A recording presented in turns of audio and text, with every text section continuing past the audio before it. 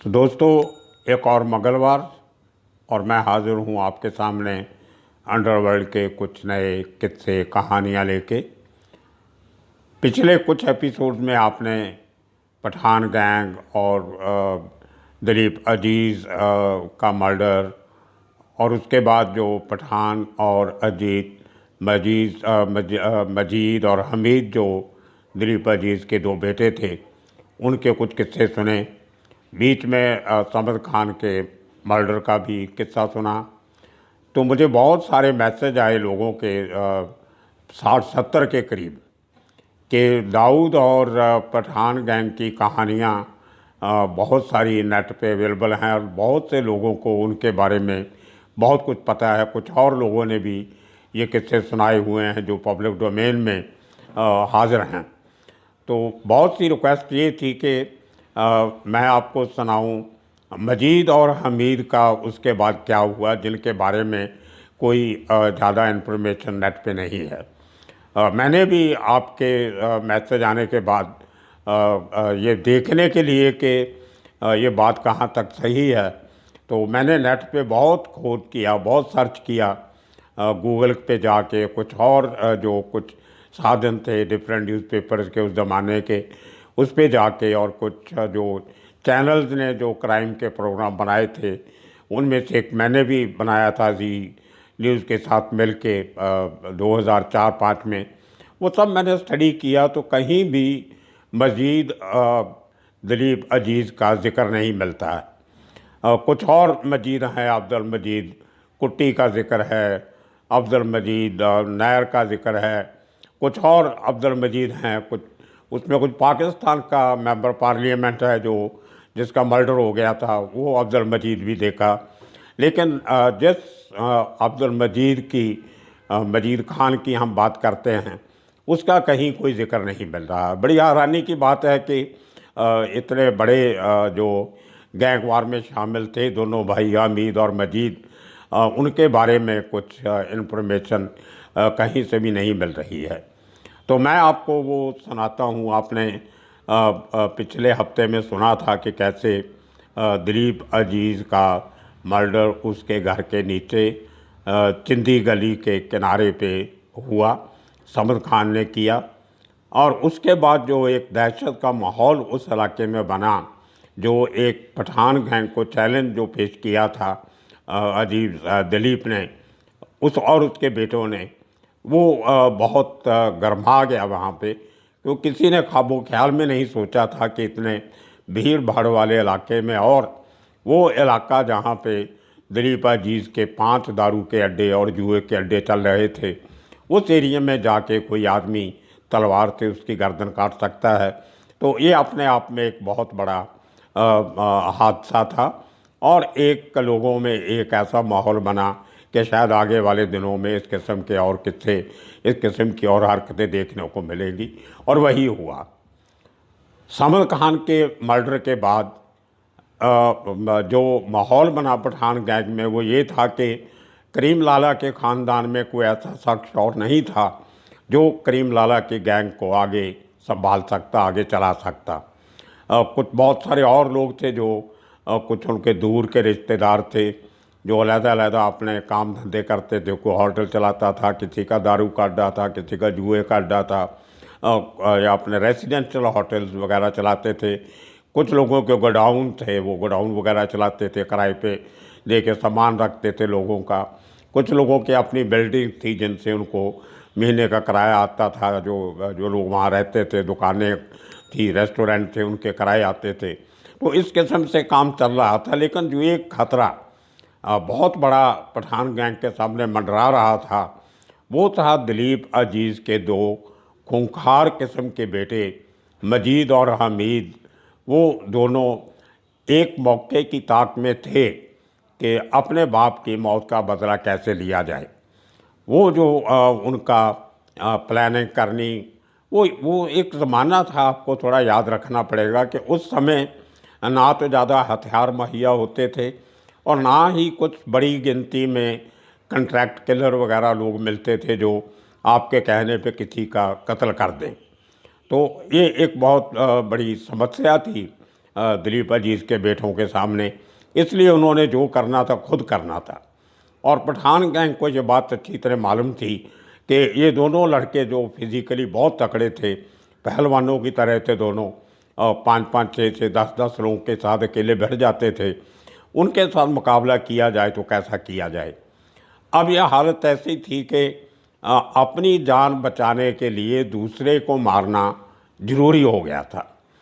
अगर आप उसको नहीं मारोगे तो वो आपको मार देगा। तो ये एक जो अपनी जान बचाने के लिए आदमी, जो एक कहावत है मरता क्या नहीं करता, तो ये दोनों तरफ से ये एक प्लानिंग, एक किस्म का ये स्कीम, स्ट्रेटजी बनाई जा रही थी कि एक दूसरे को कैसे मारा जाए, कैसे ख़त्म किया जाए।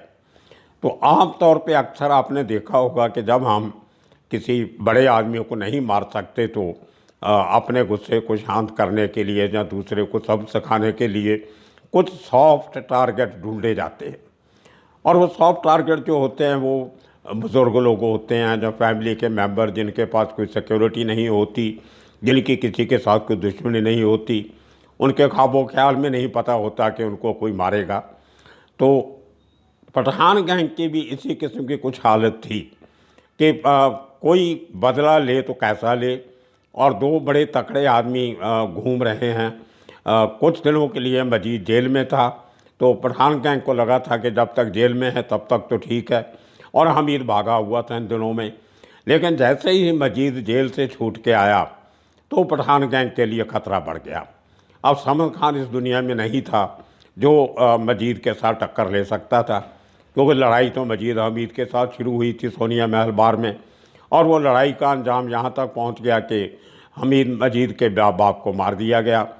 तो अब जो लोकल लोग थे, जब मजीद छूट के आया, अपने बाप के धंधे पे बैठने लगा उसी चिंदी गली में, जिसके अंदर जाके थोड़ी दूर राइट साइड में एक जो 3-4 मंजिला पुरानी किस्म की इमारत थी, उसके सेकंड फ्लोर पे मजीद रहता था अपने बाप के घर में। और ग्राउंड फ्लोर पे जो एक ऑफिस था काफ़ी बड़ा, जहाँ पे अब दिलीप अजीज़ के ज़िंदा रहते हुए अक्सर दरबार लगा करता था। उसको मिलने वाले लोग, उसके काम धंधे के लोग, उसके मुलाजिम लोग, पुलिस वाले भी, खबरी, इस किस्म के लोग आते जाते रहते थे। वो ऑफिस अभी मजीद संभालता था। और उससे बदला लेने के लिए कोई ऐसा शख्स चाहिए था पठान गैंग को जिसको उस इलाके में कोई नहीं जानता हो। तो ये पहली बार मुंबई के अंडरवर्ल्ड में एक इस किस्म का शख्स ढूंढा गया पठान गैंग की तरफ से, जो लोकल नहीं था। एक नया लड़का यूपी से उठ के आता है मुंबई में, छोटे मोटे काम करता है और उसके अंदर कुछ बड़ा बनने की लालसा है। तो वो आदमी को पिकअप किया पठान गैंग ने, उसको अपने खेमे में लिया, उसको बताया, समझाया, उसको हथियार देने की ट्रेनिंग दी गई। और उसको ये मालूम नहीं था कि मुंबई का अंडरवर्ल्ड कैसे चलता है, अंडरवर्ल्ड के लोग कितने ख़तरनाक होते हैं। जब आपको डर होता है किसी का, आपने किसी को देखा होता है, तो उससे लड़ना या उसके साथ मरना बहुत मुश्किल हो जाता है। और जब आपको पता ही नहीं कि आपके सामने वाला आदमी जिसको आप मारने जा रहे हो वो कौन है, तो मारने वाले का आधा डर जो होता है पहले ही ख़त्म हो चुका होता है, क्योंकि उसके दिमाग में कोई प्री कंसीव्ड परसेप्शन नहीं होती, कोई दिमाग में कोई एक ऐसा तस्वीर नहीं बनी होती जो उसको डरा सके या उसको उसके आगे कदम बढ़ाने से उसको रोक सके। तो वो शख्स था यूपी से आया हुआ 23-24 साल का, कोई ज़्यादा हट्टा कट्टा नहीं था, नॉर्मल किस्म का देखने वाला शख्स जिसके ऊपर कोई ज़्यादा शक नहीं करता था। पर एक पुरानी सी पैंट पहनता था और बड़ी बिना प्रेस की हुई कमीज़ पहनना, टिपिकल जो एक यूपीआई करैक्टर होता है उस किस्म का वो एक लड़का। उसको ट्रेनिंग दे के उसको बार बार उस गली में अपने लड़के साथ में भेज के उसको वो एरिया दिखाया गया कि ये गली है, वो जो फलां ऑफिस है उसमें वो जो आदमी बैठा है वो मजीद है। उसको कई बार मजीद की शक्ल दिखाई गई ताकि किसी गलत आदमियों को नहीं मार दे। और किसी को वहाँ कोई शक नहीं हुआ, क्योंकि जो पठान गैंग के, करीम लाला के गैंग के जो लोग थे उनको सब जानते थे उस एरिया में। और जो चिंती गली जहाँ पे मजीद बैठता था अपने बाप के ऑफिस में, उसके दूसरी तरफ रोड के एक नूर मस्जिद करके मस्जिद थी जहाँ पे जिसको पठान गैंग मानती थी। अपनी नमाज़ पढ़ने के लिए करीम लाला वहाँ जाते थे। करीम लाला के दूसरे जो लोग थे वही पठान लोग वहीं जाते थे। तो उनको सब जानते थे। चिंती गली के लोग पठान गैंग के सब लोगों को पहचानते थे। वहीं पैदा हुए लोग, वहीं साथ में खेले, उन्हीं गलियों में घूमे और एक साथ में एक टाइम पे साथ में काम भी करते थे। तो उनकी जो चलना फिरना, उस एरिया में घूमना टहलना, उस पर किसी को शक नहीं हुआ कि उनमें एक नया शख्स घूम रहा है, किसी की निगाह उसके ऊपर नहीं गई। वो शख्स था मनेश्वर मुन्ना, मनेश्वर गुप्ता अलियास मुन्ना, जो बाद में मुंबई के अंडरवर्ल्ड का एक one of the most dangerous contract killer बना। उसका निशाना कभी नहीं चूका उसके बाद। लेकिन वो जो पहला काम उसको मिला मजीद को मारने का, वो शायद मनेश्वर मुन्ना की ज़िंदगी का सबसे एक महत्वपूर्ण कहो जाओ उसकी लाइफ का इम्पोर्टेंट एक, जैसे हम आम ज़िंदगी में पढ़ लिख के एक अच्छी नौकरी लेने की उम्मीद करते हैं, कोई नया बिज़नेस खोलते हैं तो चलने लगता है तो अच्छा लगता है, कुछ इसी किस्म की बातें मनेश्वर मुन्ना, मनेश्वर गुप्ता के दिमाग में चल रही होगी। जो समझा जा सकता है कि आज मेरी ज़िंदगी का ये पहला काम है, ये कामयाब होता है तो मैं पता नहीं आगे किस किस्म की तरक्की करूँगा। तो अचानक एक दिन मौका पा के, जब उस गली में ज़्यादा भीड़ भाड़ नहीं थी, तो एक बहुत बढ़िया हथियार लेके, ऑटोमेटिक वेपन लेके, सोफिस्टिकेटेड वेपन इम्पोर्टेड, जिसके ऊपर उसको पहले कई दिन की ट्रेनिंग दी जा चुकी थी, वो आदमी अकेला उस गली में गया, कोई उसके साथ नहीं। किसी ने उस पर शक नहीं किया कि एक ऑर्डिनरी किस्म का दिखाई देने वाला शख्स जा रहा है। आगे भी कई बार उस गली में घूमा था, किसी को शक नहीं हुआ। उसने बड़े आराम से दरवाज़ा खोला। मजीद के साथ कुछ लोग बैठे थे। किसी को इसके पहले किसी को एहसास होता कि ये एक हल्का फुल्का सा आदमी क्या करेगा, उसने अपना वो रिवाल्वर निकाला और 5 गोलियां जो थी वो मजीद को बैठे बैठे मार दी और वहाँ से बड़े आराम से निकल के वो गया। कि लोग मजीद से को गोली लगने से इतना मोहल्ला स्टंड हो गया सारा, हैरान परेशान हो गए लोग एकदम कि कोई आदमी आके मजीद को ऐसे मार सकता है। उसको किसी ने हाथ लगाने की कोशिश नहीं की, उसको किसी ने पकड़ने की कोशिश नहीं की। एक इतना डर का माहौल पैदा हुआ कि मुन्ना वहाँ से बड़े आराम से निकल के, जो उसका एस्केप रूट उसको इतने दिनों से ट्रेनिंग दी गई थी, वो तो बाहर से आया था, उसको इतना रास्ते पता नहीं थे, तो उसको वहाँ से बाहर सेफ जब निकला तो उसको उठा के करीम लाला के लोग ले गए और मजीद उस जगह पे मर गया। उसको हॉस्पिटल ले जाया गया, but he was declare dead before admission.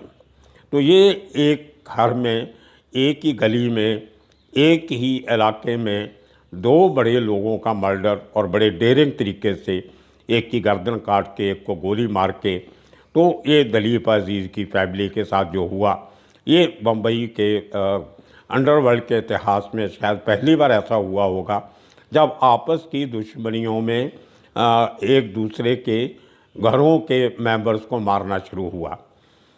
एक अंडरवर्ल्ड का अनरिटन कानून है। अंडरवर्ल्ड में उसके पहले कभी भी अंडरवर्ल्ड कभी भी किसी के फैमिली मेंबर्स पे अटैक नहीं करता। उनकी जिससे दुश्मनी है तो उसको मारते हैं, उसके भाई को, उसकी माँ को, उसकी बहन को, उसके बाप को, उसकी माँ को कभी वो कोई नुकसान नहीं पहुंचाते।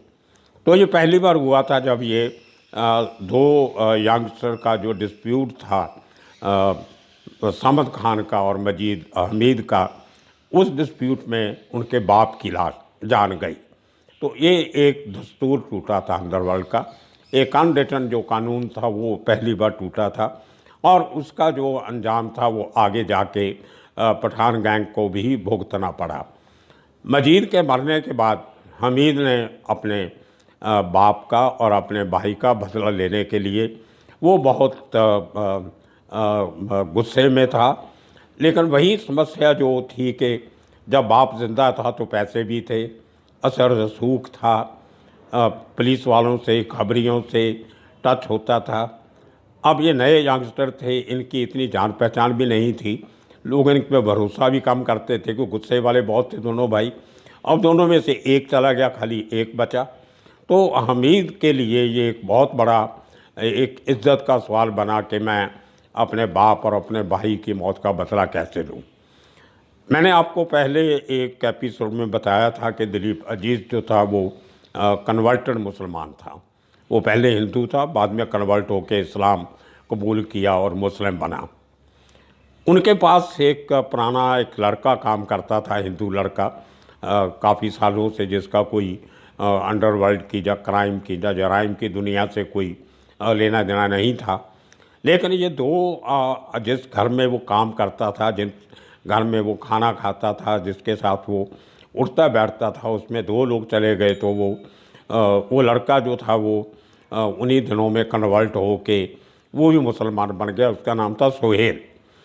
और जैसे कहते हैं कि नया नया जो रिक्रूट होता है वो ज़्यादा बहादुरी दिखाने का कुछ इच्छुक ज़्यादा होता है। तो सोहेल के अंदर जो फीलिंग थी अपने दो मालिक जो मरे उनके बारे में, या तीसरा जो जिंदा था हमीद, उसके बारे में, तो हमीद ने उसकी ये मेंटल पोजीशन जो थी वो अच्छी तरह समझी। हमीद को ये लगा कि ये शख्स जो है ये हमारे लिए कुछ भी कर सकता है। उसके पहले हमीद ने जो 4-5 लोगों से जो बात की थी करीम लाला के फैमिली के ऊपर अटैक करने के लिए, समद खान के भाइयों के ऊपर अटैक करने के लिए, जो उनके और गैंग मेंबर जिनका कोई अंडरवर्ल्ड से लेना देना नहीं था, वो सब कॉन्वेंट स्कूल के पढ़े हुए शादीशुदा लोग अपना काम करते थे। कभी कोई ऐसी वारदातों से उनका दूर तक का कोई रिश्ता नहीं था, लेना देना नहीं था। लेकिन पठान गैंग को ये डर ज़रूर था कि कुछ ना कुछ आगे ऐसा होगा जो हमारी फैमिली को नुकसान पहुंचाएगा। और उसी तर्ज पे हमीद सोच रहा था। हमीद ने जिन लोगों जिससे भी बात की कि आप जाइए और पठान गैंग के आदमियों को मारिए, मैं आपको इतने पैसे दूंगा, आपको हथियार दूंगा, तो वो लोग मारने से डरते थे। इसके मुंह पे नहीं बोलते थे कि हम ये काम नहीं कर सकते, लेकिन पठान गैंग को जाके इन्फॉर्म कर देते थे कि आपको मारने की हमें सुपारी मिली है, ये काम हमें करने को मिला है। तो उन लोगों के काम ना करने से जो हमीद की निराशा बढ़ी, तो उसने सोहेल को उसको हौसला दिया, उसका ब्रेन वॉश किया, उसको एक तरीके से इंस्पायर किया कि सोहेल तुमने हमारे साथ खाना खाया, हमारी फैमिली का मेंबर है, तो हमारे भाई जैसा है, और मैं डायरेक्ट अभी बाहर नहीं निकल सकता हूँ क्योंकि निगाह सब मेरे ऊपर है, तुम्हारे ऊपर किसी को शक नहीं है। तो जिस तरह से पठान गैंग ने मनेश्वर गुप्ता अलियास मुन्ना गुप्ता को इस्तेमाल किया मजीद को मारने के लिए, उसी तरह हमीद ने कंस्पिरेसी बनाई, प्लानिंग किया करीम लाला के छोटे सके छोटे भाई रहीम खान को मारने का। मुंबई के अगरीपड़ा इलाके में एक क्रिश्चियन YMCA का एक सेंटर है, यंग मैन क्रिश्चियन एसोसिएशन को हॉस्टल भी है, वहाँ पे कुछ वॉलीबॉल बास्केटबॉल खेलने की ग्राउंड वगैरह, और उसके सामने एक कॉर्नर पे बहुत बड़ा बैंगलो हुआ करता था, उसका नाम था गुल हाउस। तो गुल हाउस जो था वो ग्राउंड फ्लोर पे कोई और फैमिली रहती थी, और जो फर्स्ट फ्लोर का पूरा एरिया बहुत बड़ा बैंगलो था, वो मैंने देखा हुआ है, मैं गया हूँ वहाँ पे 2-4 बार।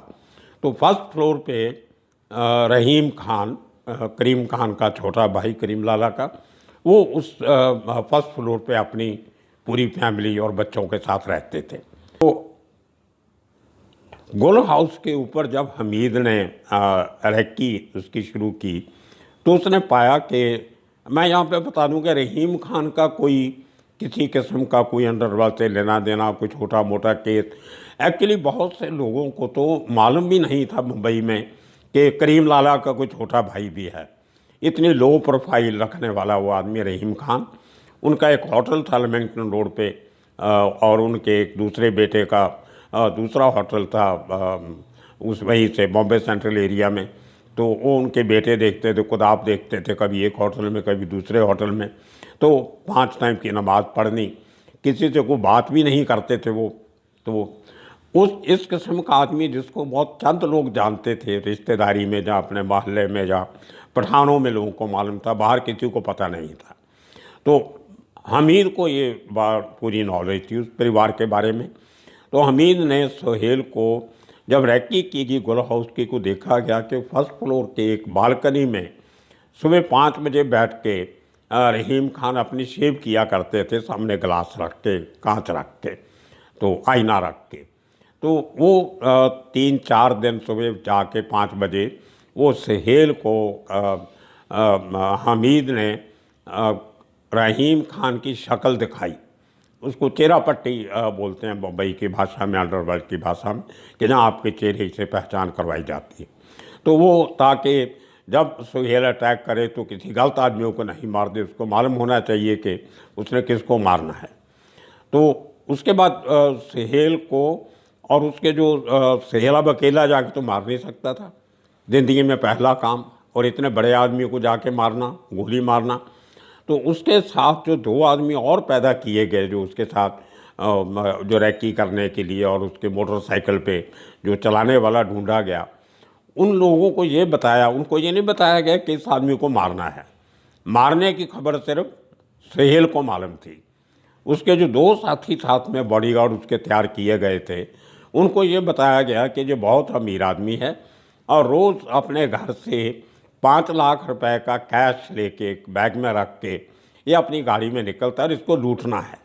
वो 5 लाख रुपए हमने लूटना है, जो 4 लाख जो भी अमाउंट बताया गया उनको, जो एक बनी बनाई कहानी थी एक अपने मकसद को अंजाम देने के लिए। वो 2 लोग इसलिए साथ में रल गए कि इस आदमी को लूटेंगे तो को हाथ बचदा हमें मिल जाएगा, क्योंकि मर्डर करने के लिए बहुत कम लोग तैयार होते हैं, तो उनको इस तरीके से पैसे का लालच दे के लाया गया। तो ये वो रैकी के टाइम करते करते एक दिन उनको ये मालूम पड़ा कि सुबह 10:30-11 के बीच में रहीम खान अपनी फिएट गाड़ी लेके, एक आदमी उनका ड्राइवर चला रहा था, एक ड्राइवर का दोस्त भी था जो साथ में बैठा था गाड़ी में, और रहीम खान गाड़ी में बैठ के डोंगरी इलाके में कुरान खाने के लिए जा रहे थे। उनके कोई जान पहचान में किसी की डेथ हो गई थी, तो उनके वहाँ पे कुरान का जो पाठ पूजा होती है, कुरान पढ़ी जानी थी, उसको कुरान खानी बोलते हैं, तो उसके लिए जा रहे थे। और अब जो आदमी सोहेल खान निगाह रख के और मोटरसाइकिल के पीछे अपना रिवाल्वर हाथ में लेके छुपा के बैठा है, और बाइक वाले को बता दिए कि चल भाई इसके जो गाड़ी को रोक, इसका हमने सामान लूटना है। वो आदमी बड़े जोश से मोटरसाइकिल लेके जैसे ही घर से निकले, थोड़ा दूर गए, थोड़े गज दूर, 200-300 गज, तो मोटरसाइकिल चलाने वाले ने गाड़ी के आगे लेके मोटरसाइकिल टोका। और जो दूसरा एक आदमी था, वो एक और प्राइवेट कार में, एक जो गेट अवे व्हीकल जिसको बोलते हैं, कि अगर हादसे के बाद कहीं आपका मोटरसाइकिल स्टार्ट नहीं हो, कहीं गाड़ी में लग के गिर जाए, जहाँ घबरा के मोटरसाइकिल चलाने वाला उसको हैंडल नहीं कर सके, तो एक गेटवे व्हीकल होना चाहिए। तो वो एक दूसरी कार जो तीसरे आदमी को लालच दिया गया था कि आपको ये लूट का पैसा दिया जाएगा जो इस आदमी से लूटेंगे, तो उसने पीछे वो गाड़ी लेके, कार लेके, फिएट गाड़ी लेके आ रहा था। तो जैसे ही मोटरसाइकिल ने रहीम खान की गाड़ी रोकी, तो उस पीछे वाली गाड़ी ने आके पीछे से गाड़ी रहीम खान की गाड़ी को टक्कर मारी पीछे से, ताकि कहीं वो रिवर्स करके ड्राइवर जो भागने की कोशिश नहीं करे। तो पीछे से गाड़ी लगने से और आगे मोटरसाइकिल आने से जो ड्राइवर था और ड्राइवर के साथ दोस्त बैठा था, वो समझ गए कि कुछ मामला जो है वो ठीक नहीं है। वो जैसे ही सोहेल ने उतर के अपना रिवाल्वर निकाला, तो ड्राइवर और वो दोस्त उसके गाड़ी खोल के भाग गए, और रहीम खान अकेला गाड़ी में इस किलर के सामने निहत्था आदमी गाड़ी में बैठा पाया गया। तो कहते हैं कि सोहेल ने 2 वेपन थी उसके पास, अलग अलग किस्म की, तो उसने दोनों वेपन से कोई 10 गोलियां रहीम खान पे चलाई और रहीम खान गाड़ी में दम तोड़ दिया। तो ये एक बहुत डेयरिंग किस्म का हादसा मुंबई में हुआ कि एक चलती गाड़ी में एक शख्स को इस तरीके से मार दिया जाए। एक बिल्कुल नया किलर जिसके ऊपर कोई शक नहीं कर सकता, जिसको कोई जानता नहीं, किसी ने सोचा नहीं था कि अमीर मजीद और दिलीप अजीज़ के घर में काम करने वाला एक छोटा सा हिंदू लड़का जो बाद में मुस्लिम बन गया, और वो अपने बालकों के लिए इतना बड़ा रिस्क लेगा, और वो अपनी वहाँ से वो ये मर्डर करके और मर्डर भी किसका, करीम लाला के सके छोटे भाई का।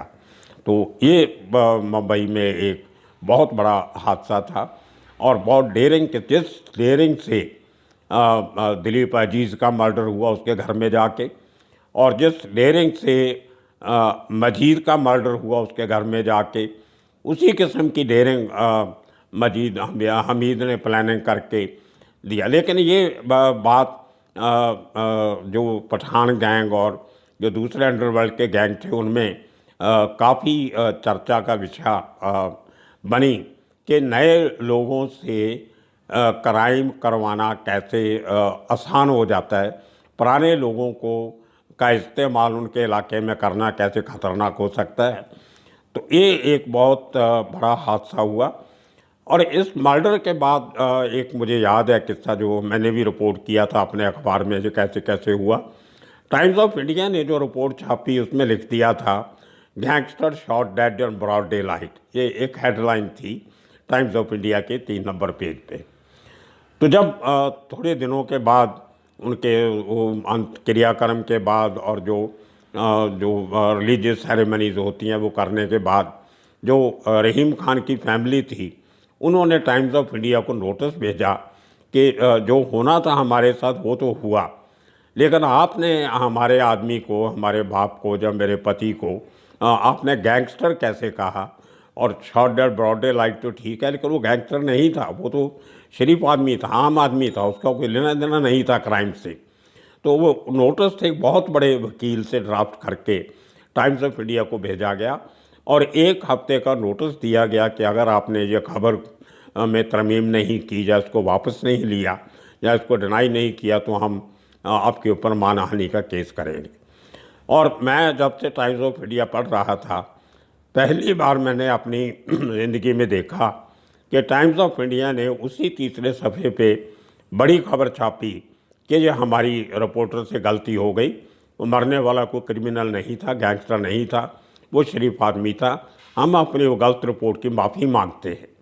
तो पहली बार टाइम्स ऑफ इंडिया को किसी मर्डर केस में माफ़ी मांगनी पड़ी, ये कह के कि वो आदमी जो हमने रिपोर्ट की थी वो गलत थी, वो आदमी गैंगस्टर नहीं था, वो एक शरीफ आदमी था। तो ये थी रहीम खान की कहानी। और आगे वाले जो गुरुवार को जो हमारा सेगमेंट आएगा, जिसको मैं वीरवार कहता हूँ हमेशा, उसमें बताएंगे कि पठान गैंग ने रहीम खान की मौत का बदला लेने के लिए हमीद का मर्डर कैसे प्लान किया। वो अपने आप में बहुत इंटरेस्टिंग किस्सा है, देखना मत भूलिए। ये पूरे जो वारदातें हैं ये आपको कहीं पढ़ने को नहीं मिलेंगी। अभी 2 दिन का वक्त है आपके पास, आप इंटरनेट पे जाके कहीं भी जाके सर्च कीजिए, वो जो जानकारी आपको 2 दिन के बाद दी जाएगी वो आपको अच्छी लगेगी। इसी उम्मीद के साथ आज का ये किस्सा यही ख़त्म करते हैं। आप उड़ीक कीजिए, वेट कीजिए गुरुवार तक, और हमीद के मर्डर का किस्सा आपको सुनाएंगे। शुक्रिया, धन्यवाद।